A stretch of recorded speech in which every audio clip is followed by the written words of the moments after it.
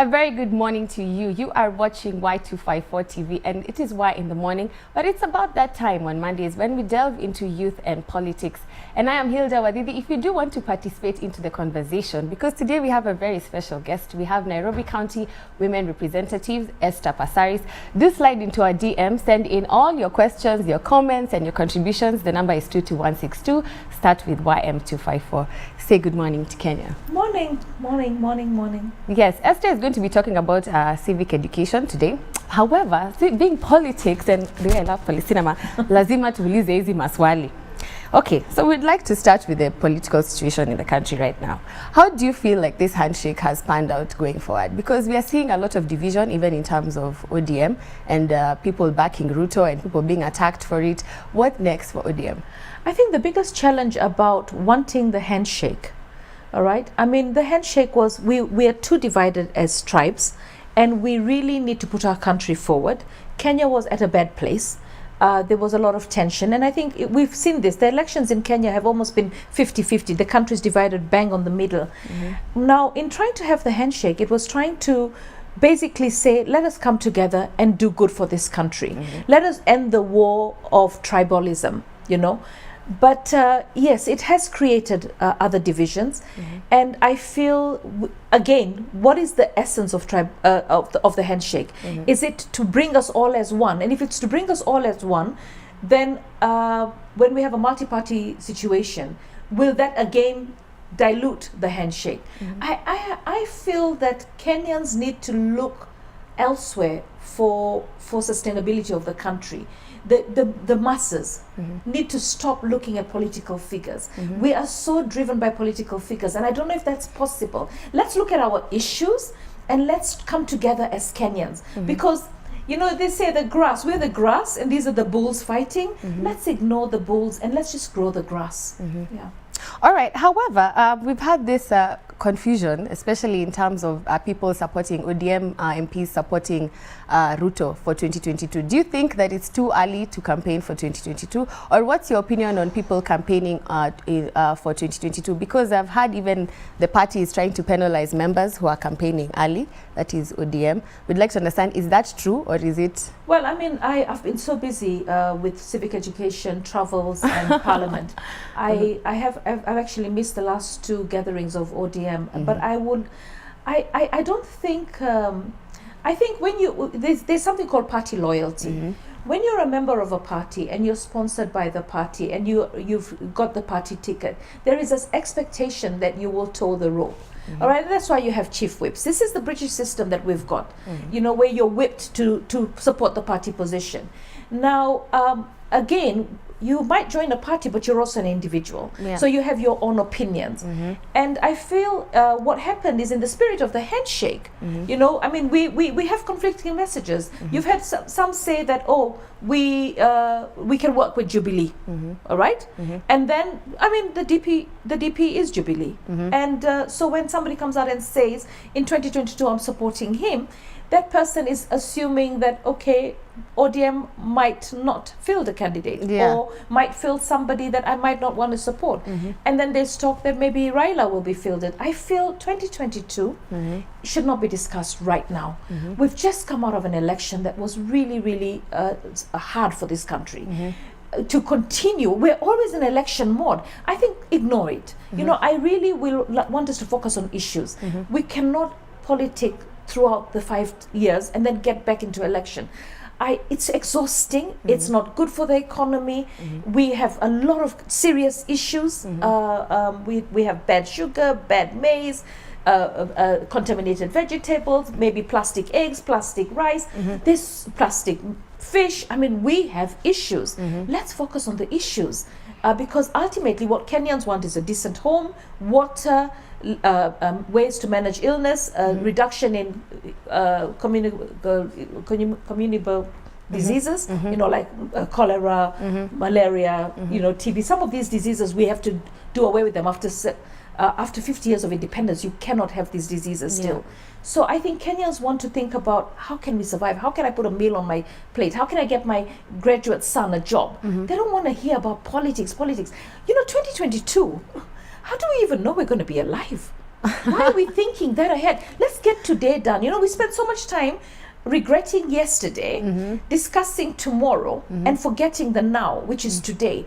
Let's do today what we can do to make our country better. And we're not going to have an election today, so forget about 2022. Okay, you've spent almost a year in office now. It's almost a year, not yet, but almost. Ever since you took over from Shebesh, there's been this whole, I don't know if it's a rumor, going around about Millicent Omanga frustrating your efforts in terms. Millicent Omanga, by the way, is the nominated Nairobi senator. Can you tell us about this rumor?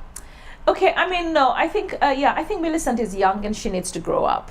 So, you know, I mean, I give her space, but I actually, I've actually seen her do a few things that are very unprofessional, like commission a study with bloggers and to find out how popular I am, and then they come out with a rating that shows I'm very popular. She doctors it and puts it out in the social media, showing me as a worst performing member of parliament, coming into my functions, gate crushing into some of the functions where I'm a guest of honor, taking photographs and then going out and posting them like it was her function. She does that a lot. She goes to a lot of functions and then she makes it look like, whoa, I've done this. And of course, to get your story in the media and buy a 2-page or a page is easy.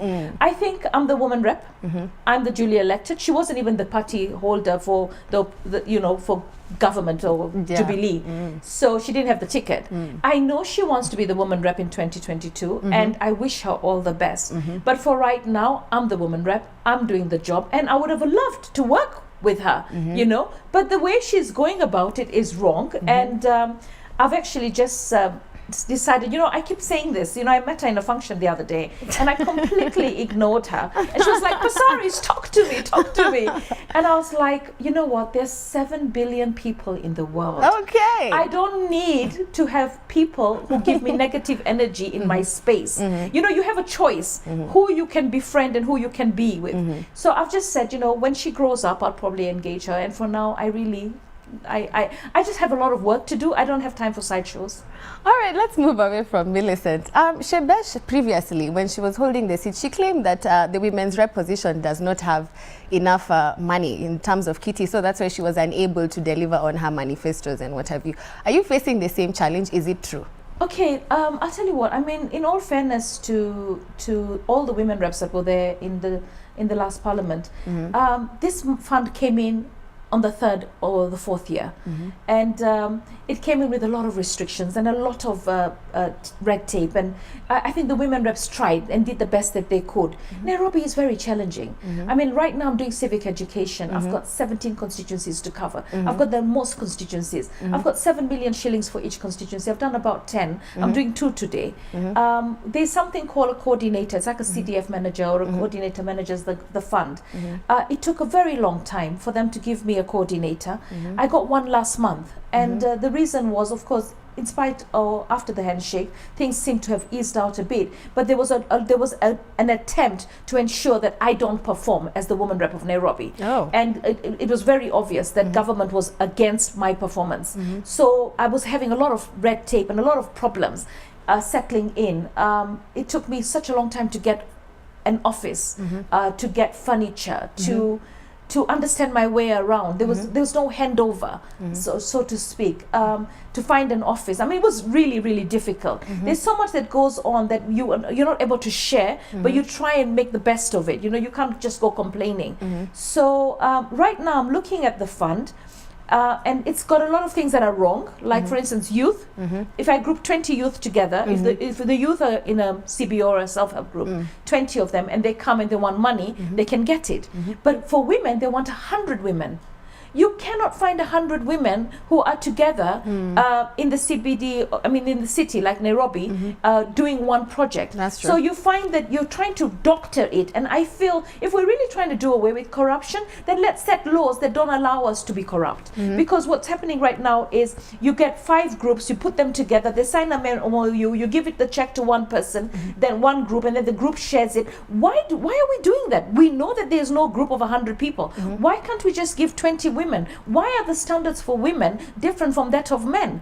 Why are we discriminating? So these are challenges that are found with the law, and I'm trying to work around it. We have a board, and I want to tell the board that there's a handshake. Every proposal that I have given to that board, they seem to have a problem with it. And I think the board is still in that space where they want to make me not perform. And I worry. Why would they make you not the biggest perform? problem we're having, and I hope that I am wrong. I really believe that Shebesh has got a bit more integrity and would be able to do the right thing. I feel that as Shebesh is in the gender ministry. She's the assistant. She's CAS. Yeah. She's the assistant Cabinet, CS. yeah. All right. And gender ministry is where GAF is under. And so in essence, the person I competed with, who left the previous woman rep position, is like my boss, so to speak, when it comes to this fund. So does she want me to perform? I hope so. Because it's not going to be about whether she did better or I did better than her. It's about what can we do for Nairobi. Yeah. So I feel that there are problems, and I'm keeping quiet and I'm watching this space. But when I reach the point where I've had enough, I will come out. And I actually am hoping to sit down with Raila and sit down with Uhuru and actually discuss whether this handshake means that we are going to allow people to work. Because there came a point where it was so obvious that they were going to frustrate. I mean, there was talk. We're not going to do any development projects in ODM and NASA zones. And there was talk that government was actually not going to become the government of the people after elections, but the government of Jubilee. Now with the handshake, the government is supposed to serve all Kenyans. And when Raila says work with Jubilee, he's saying work with the government will work with you. But I'm still feeling aggression. I'll give you an example. We've got the GAF fund, and there's devolved functions like medical, health, or education. But if you look in the last term, what Shebesh did is her county-wide project was to put a PWD unit in 17 schools. All right, so that is a devolved function. Why was she doing it? Now this time, I actually said there's a hospital in Mukuru Kwaruben, run by Christian Brothers of Australia. They were in dire need of an ambulance. Really needed an ambulance. And I got a deal from General Motors for an ambulance that Beyond Zero didn't take for 4 million shillings. I said, look, can we get this ambulance? Give it to them. It's serving Kenyans. Oh no, that is a devolved function. I'm like, these are Kenyans.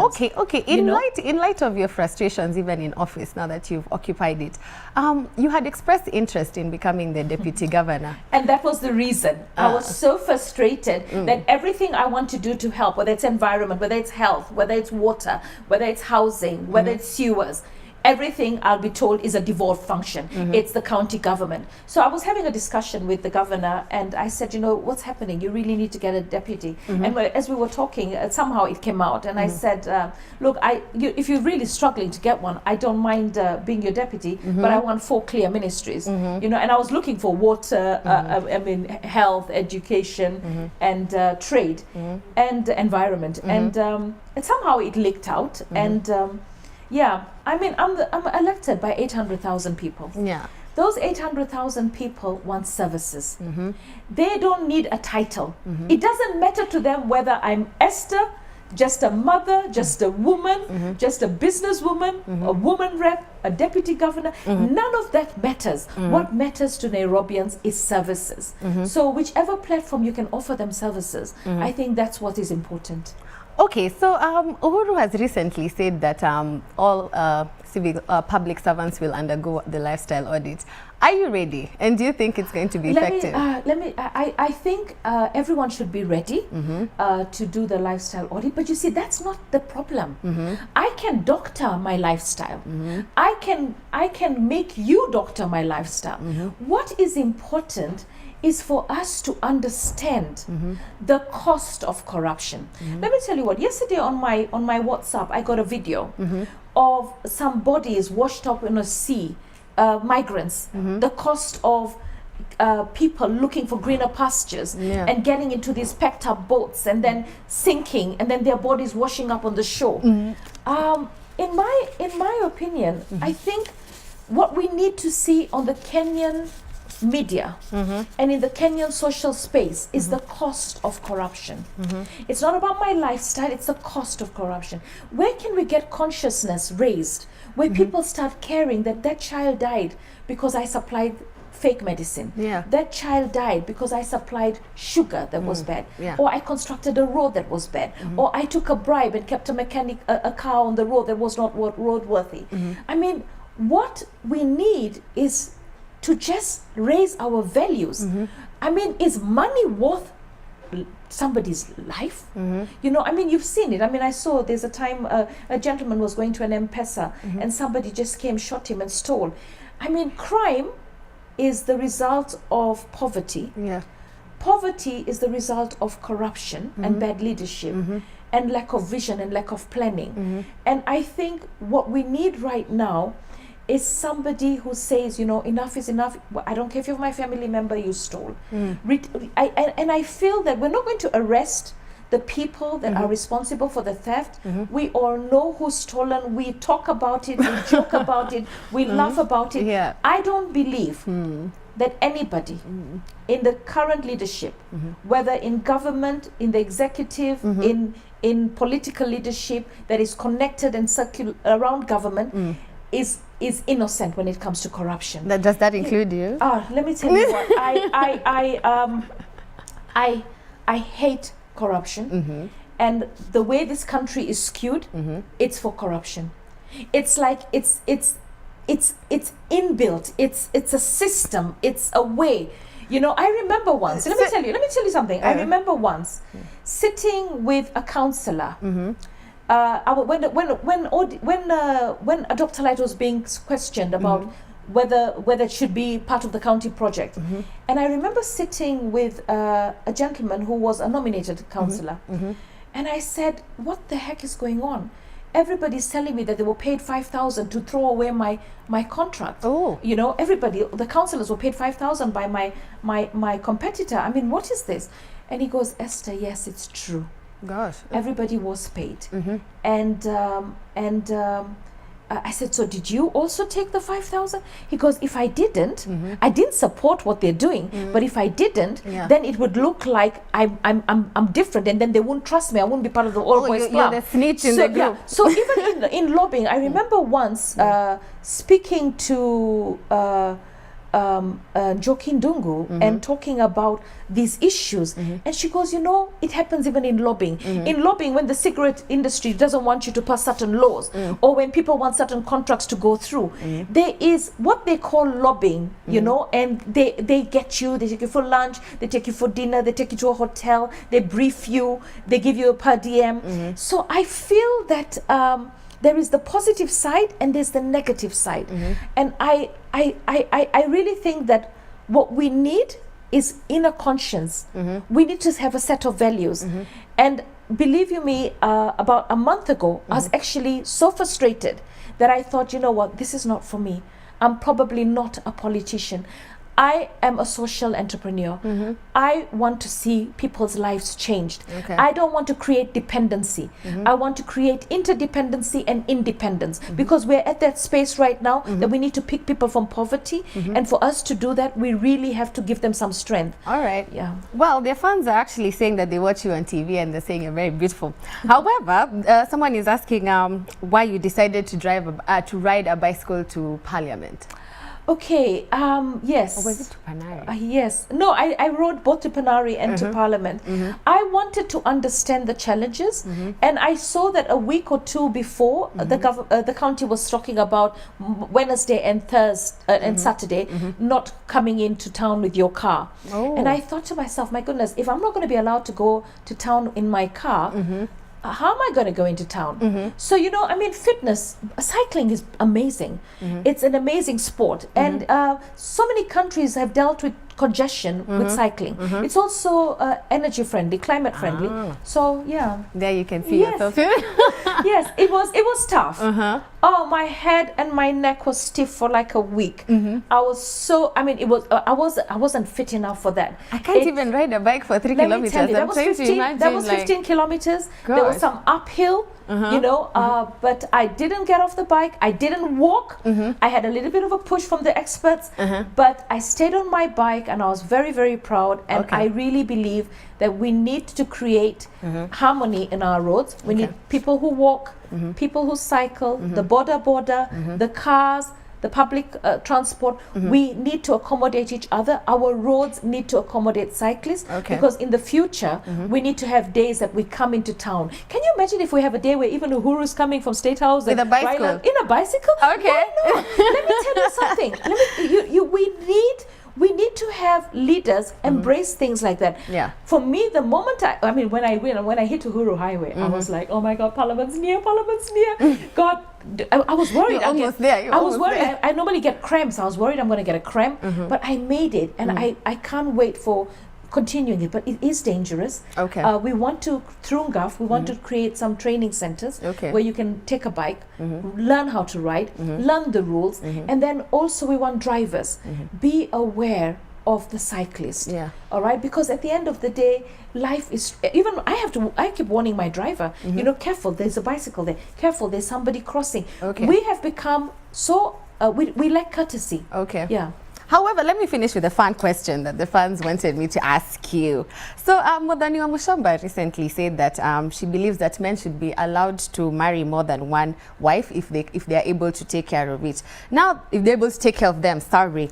Now, the tabloids had also claimed that they said that they wrote a story about you, and they said that you had found your husband with Mpango Wakando. So people wanted to find out, like, what's your stance on Muthoni, your counterpart for, by the Muthoni, is it Gathoni or Muthoni, is the women's rep for Kiambu County. So we'd like to understand. Okay, first of all, let me talk about what Wamushamba is saying. I think there is a desire for every girl or every woman to have a love and a loving relationship. Yes. You know, you want a partner. And I think it's the way we're woven. It's the way it is. And there's always a perception, or probably a reality, that there is a shortage of good men. Okay. Men that you can actually say, this is the one I want to spend my life with. Being in a polygamous situation, I want to say it is not easy. All right? Because a lot of them do it in hiding. They don't come out in the open and say, this is my wife. It is known. It is understood, but there is this whole, at least the generation of my husband, is this trying to be too Catholic, or not coming out completely and saying, this is my family. And it's been a battle. It's been a battle. And I feel that when you have children, you really need a husband at home. You really need a husband. You know, the Muslims do it. They have 4 wives. But even with that, there's sometimes the Muslim has 4 wives and still has mistresses on the side. All right. I feel that what's important is that you are in a loving relationship and you know what you're getting into. And you know, I even saw the other day one of the women reps said she was going to pay dowry for men who can't afford. And then how is he going to feed the wife? You know, after if you can't afford to marry them, he shouldn't be having them. Shouldn't be married, so you know what? Let love inform your decision, and be wary of what you're going into, knowing that there are going to be times that you have a need for the man, and he's not going to be there. All right. Right. All right. Anyway, we'd like to know where you're going next from here. Oh, I'm leaving as for a parting shot so that we can finish. I'm going to Kibra and then to Dagoretti South. We have public participation and civic education on GAF. GAF is the Affirmative Action Fund. And with GAF, basically come in here so that you know how you can get the money. Most of it is grant and bursaries as well coming out, women empowerment, youth empowerment, value addition, chama money. You've got to be registered as a self-help group or a chama or a CBO. But yeah, just come. This is facilities by the government. We'll have Uwezo there, Youth Enterprise, Women Enterprise talking to you, NHIF. We try and put everybody of government together so we can talk to you, empower you with knowledge, and then set you up on the path. We've got 5 years or 4 years for you to benefit from this fund. Come and learn. All right, all right, all right. There you have one Esther Passaris for you. It's about that time we end this session of Youth and Politics. I hope you have enjoyed the conversation. I am Hilda Wadidi. Do not touch that dial. Valentine is coming through with Man Crush Monday. Thank you so much for coming, Esther. Thank you.